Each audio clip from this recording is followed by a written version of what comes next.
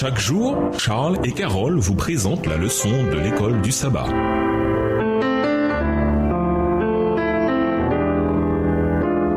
Bienvenue à notre émission Dieu nous parle. Nous sont de mercredi, suivre l'agneau. Vous a-t-on déjà demandé ce que vous attendez le plus de l'éternité? Si vous posez la question à un enfant, il répondra peut-être monter sur le dos d'un tigre, glisser le long du cou d'une girafe ou voler jusqu'à d'autres planètes. Si vous demandez à un adolescent, il répondra peut-être ne plus avoir de devoirs ou explorer le ciel sans risque avec mes amis. Et si vous demandez à un groupe d'adultes, ils répondront peut-être être dans un lieu où la souffrance, la douleur et la mort n'existent plus. Toutes ces réponses sont justes et bonnes. Et il y a tellement de choses à attendre avec impatience du nouveau ciel et de la nouvelle terre. L'éternité brûle dans notre cœur. Et au fond, nous savons que la vie ne se limite pas au présent. Quelles autres bénédictions peut-on attendre de l'éternité? Lisons Ésaïe 25, le verset 8, Apocalypse 7, le verset 17 et Apocalypse 21, le verset 4. Isaïe 25, verset 8. Il anéantit la mort pour toujours. Le Seigneur l'Éternel essuie les larmes de tous les visages. Il fait disparaître de toute la terre l'opprobre de son peuple, car l'Éternel a parlé. Apocalypse 7, le verset 17, car l'agneau qui est au milieu du trône les paîtra et les conduira aux sources des eaux de la vie, et Dieu essuiera toute larme de leurs yeux. Apocalypse 21, verset 4. Il essuiera toute larme de leurs yeux, et l'amour ne sera plus, et il n'y aura plus ni deuil, ni cri, ni douleur, car les premières choses ont disparu. La plus grande bénédiction du ciel sera certainement de voir enfin Jésus et de le remercier en personne pour ce qu'il a fait pour nous sur cette terre déchue. Nous voudrons lui témoigner notre adoration et nous prosterner devant lui pour nous avoir sauvés de la mort éternelle par ses souffrances sur la croix. L'agneau qui a été immolé est digne de recevoir puissance, richesse, sagesse, force, honneur, gloire et bénédiction. Apocalypse 5, le verset 12. Jean-Baptiste présenta Jésus comme l'agneau de Dieu, Jean 1, verset 35 à 37. Les disciples suivaient de près, et Apocalypse 14, verset 4 dit que nous ferons de même. Ce sont ceux qui suivent l'agneau partout où il va. Apocalypse 14, verset 4. Cependant, si nous voulons le suivre au ciel, nous devons d'abord le suivre ici sur terre. Jésus l'agneau est également notre berger et il guide nos voies comme nul autre. C'est tellement rassurant pour nous quand nous traversons des moments difficiles. Jésus ne cessera jamais de nous conduire même au ciel. Apocalypse 7, le verset 17 dit « Car l'agneau qui est au milieu du trône les fera paître et les conduira aux sources des eaux de la vie. » Nous qui sommes son peuple, ses brebis, nous suivrons Jésus au ciel et nous voudrons pour toujours être en sa présence. L'un des traits caractéristiques du peuple de Dieu, c'est que son nom sera sur leur front. Apocalypse 22, le verset 4. Autrement dit, nous penserons constamment à lui. Écoutez ou chantez le chant Torrent d'amour et faites de ces paroles votre prière personnelle aujourd'hui. Au revoir. Et à demain si Dieu veut.